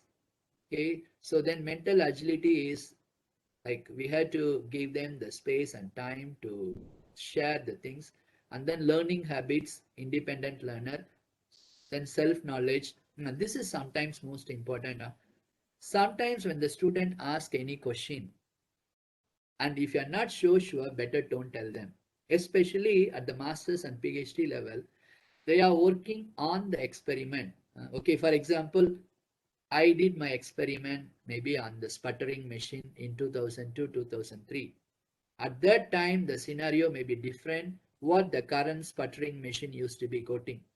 If my student is working on this particular machine for about already 1 or 2 years, if I am still thinking back, my mentality is about 17, 18 years ago, things may be changed. Okay, if the student explaining to it, maybe you can ask, hey, are you sure that this is the way you do? Then can you explain? Then it's okay. Instead of that, no, no, no, it cannot be like that. I'm working since 2002. It's not like that. Then you are working not from 2002. You worked on 2002. Afterwards, you never worked. But that student is working now. So our technical knowledge or even the conceptual anything need to be better to be high or updated. If not, the student may not respect us really. And this is one of the things we need to update ourselves, especially the self-knowledge on the technical, human, conceptual, diagnostic, political. I'm not talking about political means other things, at least the government policy on the education what are the recent research grants available. Sometimes students come and ask you, it's not that you need to know everything. At least if they ask a question, if you know, we can give them the answer. If you don't know, at least, okay, I'm not so sure about this, give me 1 or 2 days time, then I will read and then tell you. Instead of giving a false information. So this is what I'm trying to say here. Then another one, okay, I hope I can take maybe another 7-8 minutes, huh? Maximum by 11:35 Sure. I can finish. Okay, so here we are looking at the difference between the supervision and evaluation. Because I am the supervisor, I am the examiner sometimes. When I am the supervision, so it's kind of teaching. So we have to give them everything, or maybe whatever we can assist them, because it's a kind of teaching, supervision. So assumes that the student will be successful. So within that scenario only we can able to do that, and then assumes that the projects are successfully completed. So this is my supervision job. But when I'm coming to the evaluation, okay, so then I had to look at aimed at judgment. Okay, the student is writing the paper. As a supervisor, I'm helping them or I'm assisting him, everything fine. But by any chance, the paper is delayed by 2-3 months. Now I'm in the judging, or now I'm in the evaluation stage. Is the paper is really still worth to be published in Q1? Okay, because the paper is delayed, or maybe whatever reason the experiment was failed at first and then we do it. So in between, if there is any other published, or maybe I come across some other similar journal already published, so at that time I need to judge carefully. I cannot still go ahead with the supervision mode. Okay, I spend more time or my students spend more time, definitely it has to be. So by the time we submit to maybe a journal or maybe even a conference, due to plagiarism, all it will come out. So in that case, we need to be make sure that my supervision is totally different than my evaluation. Supervision is on the positive side, evaluation always on the question side, whether this may be suitable or not, whether the judging part. Second one, does not assume that success is automatic in the evaluation side. Okay, so don't give too much hope to the student. Okay, you give me the paper, I will publish for you in Q1. It's not the case, because that one we can give them as a supervisor. Okay, you do good paper, then we try or we aim for Q1. So that is at the supervision level. But when we are submitting to the Q1 journal or maybe the high impact journal, it's not automatic. We have to see whether the relevant results are enough, the focus is correct, the right time we are submitting everything. Similarly, the project completion is not also not automatic. So when we are friendly with the student at one side, on the other hand, we also need to be evaluated whether the student progress is good or not, whether if he or she continue like this, can able to complete in 3 years or 2 years or whatever. So everything. Okay, so this is where we have to act a two role. So in front of the student, maybe we have to act as only a supervisor, but in absence of the student, we also need to evaluate the student as well as the project, whether it can be in a right track or not. Okay, and then the last part of today is the ethical considerations. Sorry, I touched little bit this earlier. So what are actually the ethical considerations, especially these days, the dispute of authorship? So our student is the one working mostly, okay, and then you are the supervisor. We may be having a collaborator, is fine. So 3 is very normal. But sometimes we are introducing or maybe we are including other researchers' name. That may be beneficial for the supervisor. So I'm taking as my example. I'm not complaining anybody, taking myself as an example. If I want to be benefited for some reason, I can put somebody's name who is not at all related to this particular project or this particular research paper. Okay, maybe I have a friend in India. I ask him, okay, I put your name and you put my name or something like that. But this will not be giving a good supervision. The student is feeling very bad. And then, we are demotivating the student. In fact, we are even guiding the student wrongly. Okay. And even if you feel a valid justification, a valid reason, sit with the student. Because normally, when you put your student name first author, that doesn't means that, okay, I give your name as first, right? Don't look for anything else. No, it's actually wrong. But when we give them the first author, that means what? He or she, our student, is the one writing the paper, drafting the paper, whatever, or he or she is doing most of the experimental results, everything, right? Even if you want to include somebody's name, you explain to the student, okay, this is the situation. We want to apply for a grant or whatever, and even it will be useful to you in a future. So that's why I have to include this. Okay, very simple manner. Even in a very simple way, you have to look for your own personal interest. You get permission from the student. Hey, this is the real scenario. I have to do that. I'm sorry about it. No, it's not really sorry. At least you convey the student, and this paper will be reviewed by that particular researcher, and he is giving us some maybe financial support. That's why we had to pay, because sometimes we had to pay the MDPA journals. Nowadays we had to pay about 9,000 ringgit per paper, and we may not have a grant, and the paper is good and manuscript is good, but to publish it we may not have. So we may need to get some help from others. Not I'm talking about only money. So we may get some financial support. At the same time, they will be reviewing the paper, and then they will get some contribution from them, so that this way we can interact or collaborate. So like that, the authorship, we need to get permission from our student. I had to use the word permission, though it may be sounds not so good, but for me, that is the right word. We have to get permission from the student. You can tell this is my project and this is everything. Yeah, nothing wrong. So even though if it is your project, it's our project, everything as a supervisor, but being a student, he or she have all the rights to do that.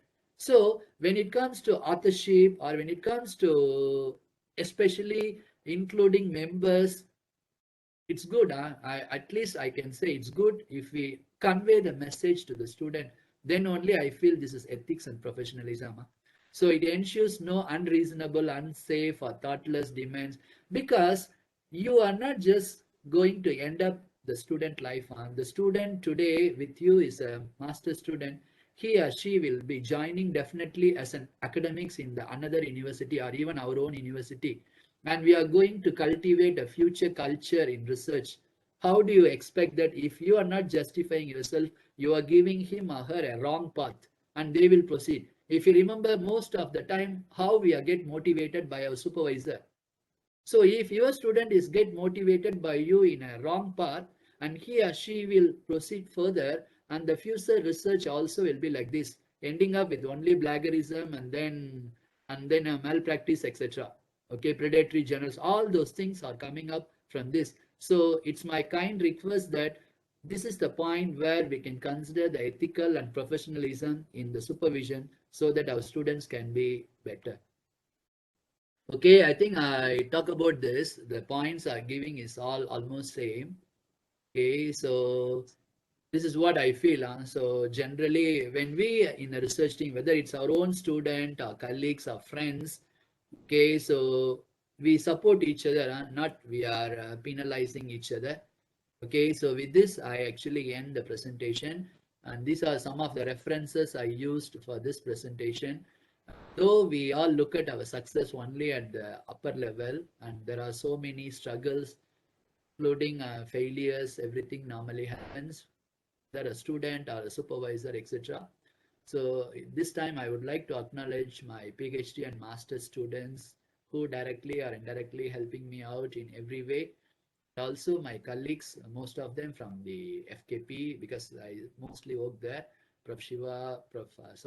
Ashadi, PM Dr. Shahi, PM Dr. Lau from FTKMP, Dr. Sarira Khayu from FKM, Dr. Shivakumar, FKKK, Dr. Ranjit Singh. Then my international collaborators, also collaborators from Asia. Okay, and also I acknowledge this time the CAES Center for Academics Excellence and Scholarship for giving me this opportunity to share some of my views. Also, the ideas shared based on my CRUST and Infineon projects. Also to FKP, to FTKMP, my research group SUSRAM, then our center COSIT, also finally to our university UTeM. Thank you very much. So if there is any time and questions, I'm happy to share. Thank you very much. Thank you very much, Prof. Anand. It was very well said. Wow, 1 hour and a half of very good sharing. And before we end, we would like to take a few more minutes, I think, if it's okay for all the participants. I'm okay. I'm Sorry, if okay. you have any So question, feel free to unmute your mic. Make this the next few minutes a very informal session. Okay. So anybody from the participant, any question? even if some Anytime? of you, as being a supervisor, if you don't agree my point, you can feel free to share, because whatever I shared mostly on my personal one. That's why the Yeah. information I used is only for definition. So some of them you may not able to accept. It is okay. So you can share if you have anything. Okay. All right. So anybody? So we have around 120 staff participants here today listening. It's a very good crowd here today, and I hope everybody can listen. So before that, we would like to apologize in our first few minutes if you don't hear Prof. Anand very clearly. We will try our best in the future to make sure that the sound system will be much better lah. Okay, so if I may, Prof. Anand, maybe one quick. Yes, please. Yes, please, Dr. Too much or too little. How do you know that you already put too much salt or too little salt to your students? Either you haven't been guiding too much or too little. How do you know? Okay, I'm putting too much. I'm putting too little. How do you know that? Okay, it is the response that they are showing to you, right? Let's say when you Okay. ask them to meet, how prepared they are coming in. Mm. Okay, so do you need to ask them every question, or they have already answers for most of your question? As I just now mentioned, we had to be also proactive to whom I'm going to meet, whether it is a diploma student or degree student.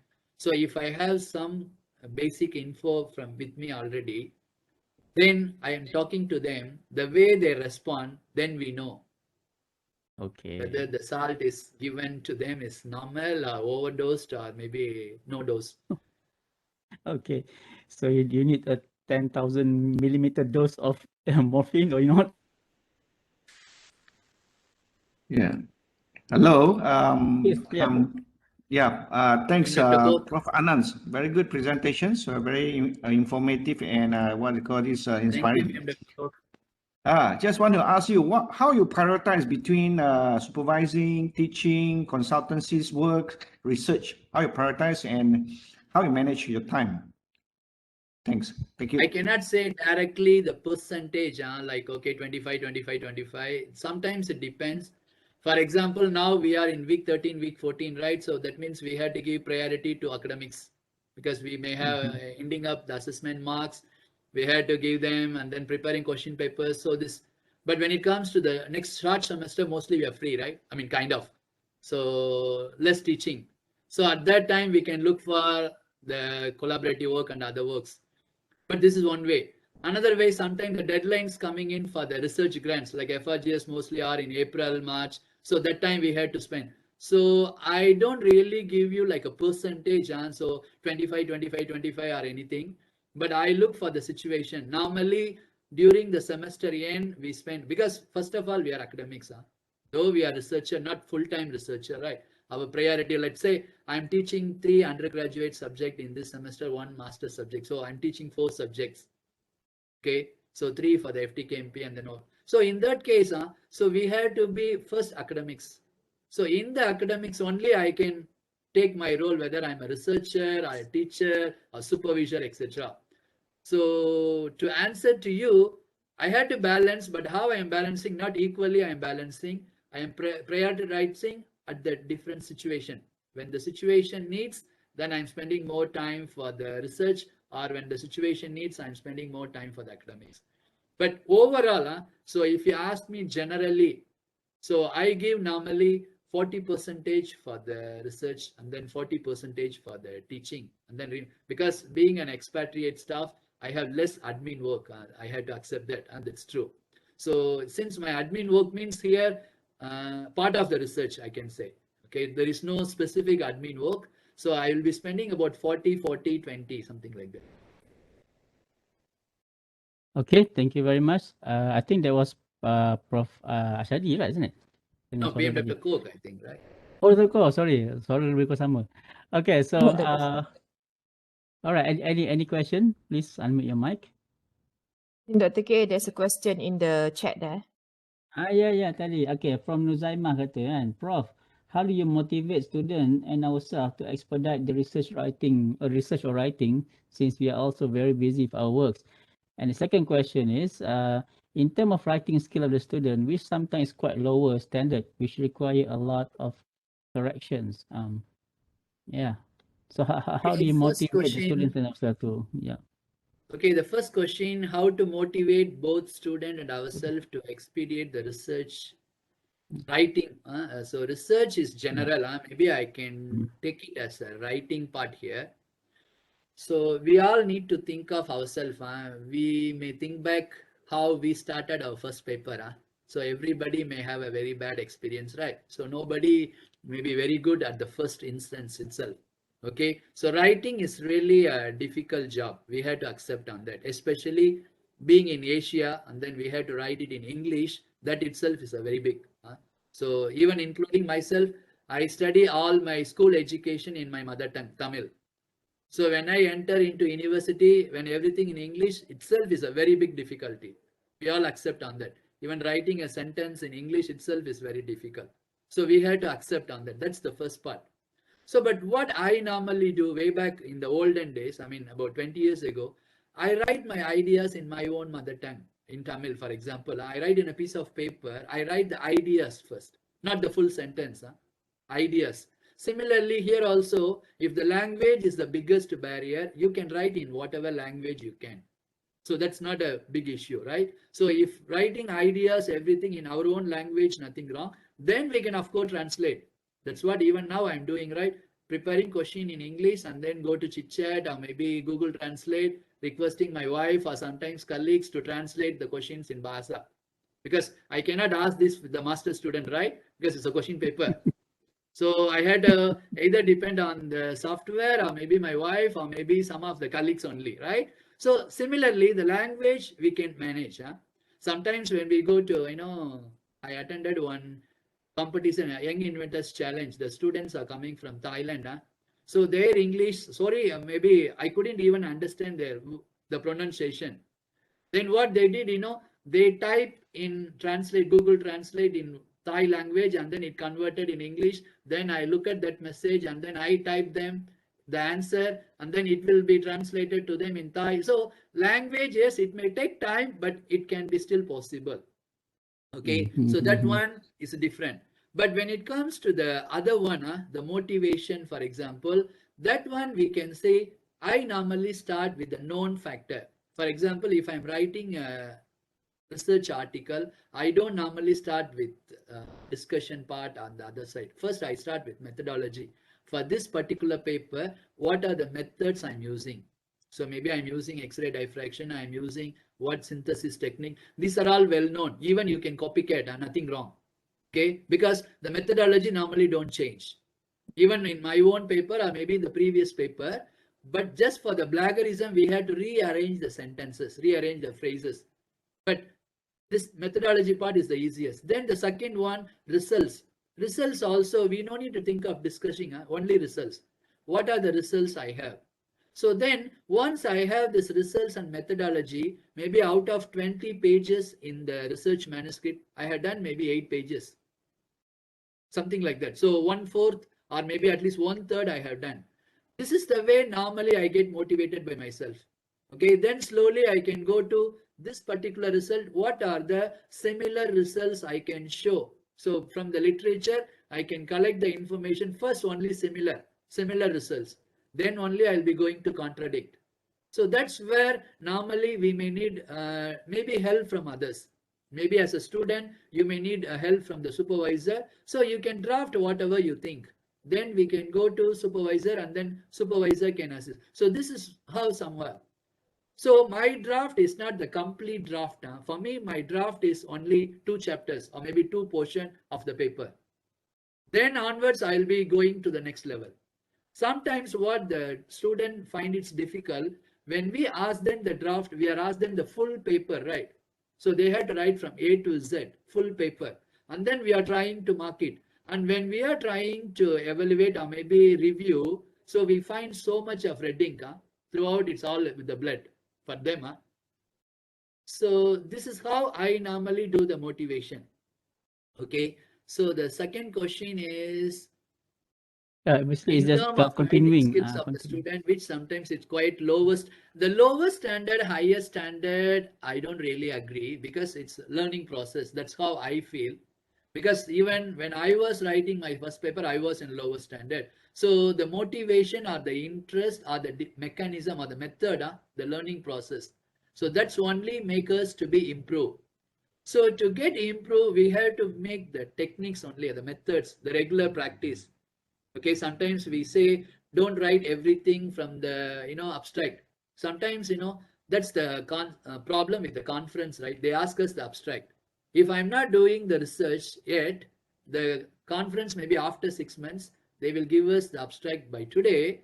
So I write something today as an abstract, but after 3 months the abstract may need to be changed, because abstract normally we write only at the end. Correct? So these are the things we need to make sure that the student learn properly. So if you ask me, the question is that to answer your question, we can start make use of our student to write what they know, especially the familiar on results part, where definitely they know, because they are the one done the result. And then methodology part. Then the remaining thing they can write it in point form, because sometimes if the points are correct, then we can think of how to write it in a paragraph form. But sometimes if the points are irrelevant, then even if they write it in a paragraph, you will be simply removing it only. So whether the enough information is there in the text, then the second part is the language. So that's why I normally treat my paper in 3 different categories. The first one, technical part, the technical information. It can be in Bahasa, it can be in Tamil, it can be in English, whatever, doesn't matter. So all the technical information, I put it in a form, in the paper. Then the second one, I'm converting into one language, for example, English, in a paragraph form. Third one, only I go to format. For example, whether this particular journal is asking this format, and then they are expecting the modeling should be there, whether the modeling is there or not, then only I choose. So I don't work for the journal. I work, and then which journal may be relevant to this, then I choose. Because sometimes what is our intention? I want to publish in Q1 or Q2, nothing wrong. But not every paper can go there, or not every publication may be suitable for the high level. So what we have to look for. If this work is suitable for Q1, okay, we go ahead.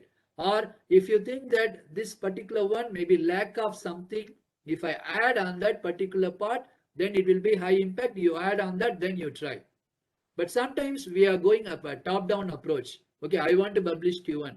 So whatever you give, but how it may be directly suitable. So we had to go with the bottom to the top approach. So this is what I feel. Thank you. Okay, thank you very much, Prof. Anand. Okay, thank you very much for the question.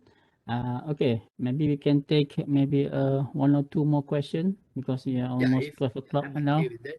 So we are now on overtime, but it's okay. I hope we are still 121 participants, still very eager to hear more, I guess.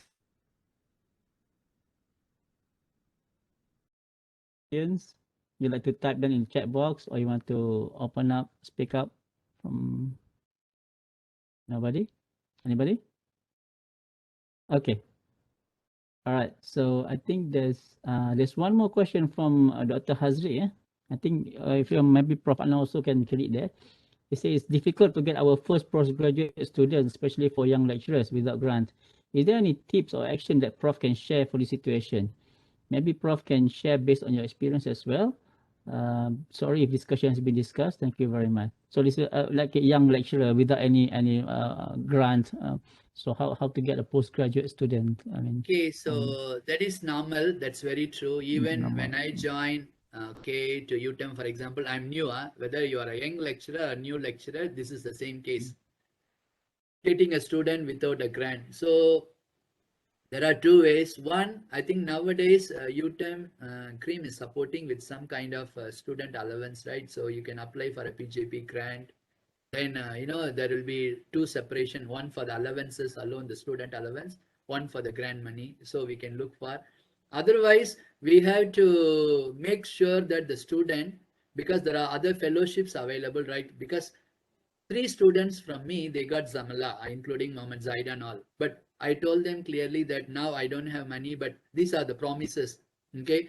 For those kind of students, we had to work a little bit more. We had to accept. Okay. We had to write more for them. Maybe in the first year, if we can publish 2 journals, of course, they can do whatever experimental work. But as a supervisor, we spend more efforts for them. Then if you publish 2 papers for them, they will get some fellowship, okay, NSF or Zamala, those kind of.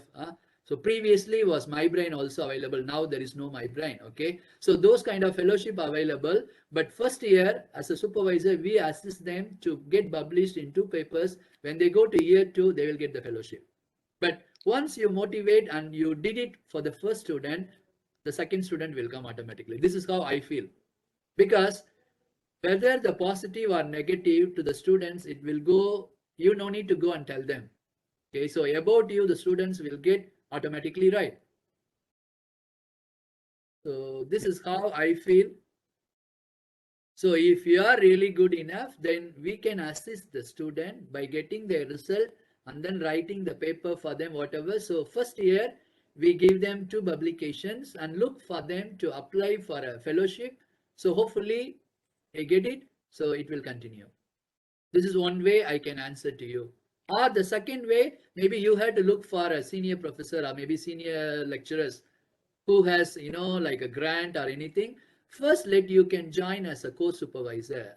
Okay, no need to be first a supervisor, right? Something you want to learn also. If you say you are a young lecturer, for example, so if you're a young lecturer, maybe not well experienced, or maybe the students are not ready to join and you don't have a grants also, it is always advisable to join with the senior member as a part of the team. But the thing is, sometimes I normally say this, so sometimes when I meet, if a new field, say earlier also I mentioned, right, I'm not good in innovatives. So normally when I meet the lecturers, I say, hey, I want to be as a student in your part, in your team. So how I am a student, I know maybe something good in a scientific background or fundamentals, but I'm not good in products or maybe prototypes. So on those part, you give me like assignment. Maybe you ask me to do this part, that part, etc. I want to learn. So if we can go by ourselves, not from our level, like maybe professor or lecturer. Maybe you are a lecturer and you are another colleague who may be of your age. But if they have a grant, nothing wrong. You can just go to them and talk to them as a student. The student is not your status, right? Student meaning to say here, you ready to work more, or maybe you ready to do some experiments for them. So collaborative, or make, research friend, I can say that way. And maybe you are already friends as a colleagues, academic colleagues, but you go and talk to them and then interact them as a little bit junior. You make yourself junior in terms not age or experience, anything, in the terms of research. Then you can be a co-supervisor for his student or anything. So this is also another way. Sometimes we have to prove ourselves, right? The student also looking for, when they are looking for a supervisor, they don't come and choose a young lecturer, right? Naturally, because they also want to see, if I go to this particular lecturer, how it will be. Because even I have the same problem, because being expatriate staff, we are a contract staff. Every time our contract is 2 years, right? So in that case, when the student comes in, they say, Prof, I want to do under you, but I'm not sure whether you will continue your contract or not. So that is also $1 million question for me, right? Yes, I want to continue, but whether the contract will be continue or not, it's not only on me. It depends on the university, depend on the ministry. There are so many factors. So some of them willing to come and join, but some of them, Prof, I think better I move other. So you have to let it go. So this is what I feel, that sometimes we may need to go one step down, it's not go down means we are going to beg or we are going to clean anything for them. So just convert yourself from the lecturer to a student point of view and then try to learn or interact. So it will help. This is what I feel. Thank you. Okay. Thank you very much. Maybe you can take one more last question from Yeah, sure. Prof. Iza. She mentioned that research culture is still not well established in UTeM. Is there any idea on what we need to do to enrich our research spirit, especially among young lecturers? Maybe your last question, your last point on this. Okay, thank you, Prof. Iza, for your question. I'm not so sure whether I can answer this question directly because research culture is still not well established. The well established are not, I'm not so sure like how do we expect this, whether the university have to do everything for us or maybe because if what I'm looking at university is trying, okay, it's level best. For example, when there is a grant application is coming in, we are calling up the experts from other university to come and give a speech, and then we are also inviting speakers from the ministry to give the guidelines. We are also giving a talk through CAES. You are the director before, you also know that we are inviting people. So it's also not only from the university point of view or the management point of view, it's also from the lecturers in our point of view. So when our point of view, maybe there is a barrier due to our working load relatively high, something like that. Maybe when we had to teach 2-3 subjects regularly, and sometimes we are finding it difficult to establish with others. Maybe let's say in what I remember in Japan, every day tea time, so 3 o'clock. So it's a common time. So no classes, nothing. So 3 to 3:30 is everybody free. Free means what? It's a tea time, but generally everybody will go to cafeteria and then they found the PS like group members, and then they all like chit chat. It's like an open, free chit chat, but nothing about like a political or movie, anything. It's purely discussing on related to the research. So then many ideas will come in, and then so that idea can be taken up, and then when I'm writing the proposal, I may be including the social science part, or when the social scientist writing a thing, they may be including the engineering part or the scientific part. So that maybe we can propose, maybe not every day, at least maybe 2 hours per week, like every Wednesday afternoon, for example, 2 to 4. So it's free time. Free time means not you're going out of the campus and then do your personal work. Free time meaning no meetings, no seminars, nothing, but you can spend in the campus. Maybe you can have a common place to spend and then discuss to get ideas. So this is one way we can do. So this is what some universities they follow, like they call tea time discussion at the faculty level or the department level. So it's a free flow discussion. Nothing is, go with the paper and pen. You just discuss. Later you can convert your ideas. So that maybe I can think of, but I know it's not a right answer, but just only an idea. Yep. Okay, Prof. Thank you very much. I hope that answer Prof. Aiza's question. I remember when I was in UTeM also they have this what they call that coffee hours for research postgraduate, and they have to every week. It's a typical program. Every Wednesday they have this coffee and they have this discussion with postgraduate and so those things. It's a very good suggestion, Prof. Okay, so all right. So I think we are coming to the end. I wish thank you very much to all participants, especially to Prof. Anand for your kind giving you almost 2 hours of your time instead of 1.5 hours. Okay, so we are now, I think, keep increasing our time. Previously, we Prof. PM Jaria 1 hour, we continue 1.5 hour. Now it's 2 hours, so perhaps maybe. Okay, so we would like to thanks again, Prof. Anand, for providing your precious time to give us your insights on this topic. And so maybe Sham, can you please take over, and all the participants, for those who are capable of turning on your video camera, can you turn on just for a few seconds, a few moments, if possible, so we can have a very quick photo session. Maybe Prof. Anand want to see all the beautiful faces of 115 UTeM staff here. Okay, thank you very much. We have Dr. Muhammad and we have Dr. Jufrizal and okay. Dr. Ahmad Shah, Haziq, Dr. Haziq. How you doing? Okay, so Sham, please take over and your cue. Shamadev. Macam? Okay, tak apa, saya ambil. Okay, one. Boleh. Okay. Okay. 1, 2, 3. Saya ambil multiple 1, 2, 3. 1, 2, 3. Alright. Thank you. Thank you very much, Mariam. Okay, thank you very much, Awake. Again, Prof. Anand, it was a very inspiring talk. Surely it's one of the very good scholars talk, and Prof. Anand is definitely one of our very excellent and good scholars. Indeed, it is a very beneficial, and we have received a lot of good comments also, and from our quick survey that we have done, maybe we can share later on with Prof. Anand. And thank you so much again on behalf of CAES. We would like to apologize for any mishaps during this session. And I hope that all of you can join us in our next session, which will be from PM Dr. Mariam later on attention management, inshallah. So PM Dr. Mariam will be seeing you in the near future, in the 1st of July, I guess, right? Yeah, we're planning on that date. So stay tuned, and I hope that you can keep your enthusiasm in learning and unlearning and relearning all the things that we that can improve us for our Anand.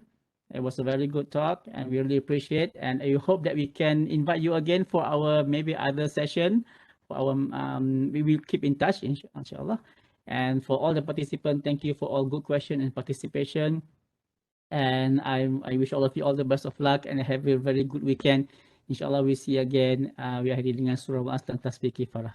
Subhanallah bihamdihi subhanakallahumma bihamdika asyhadu an la ilaha illa anta astaghfiruka wa atubu ilaik. Wal asr innal insana lafi illa allazina amanu wa amilus solihati wa tawasaw bil haqqi.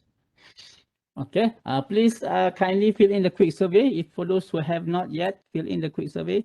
And kita akhiri dengan wabillahi taufiq wa hidayah. Wassalamualaikum warahmatullahi wabarakatuh. Salam.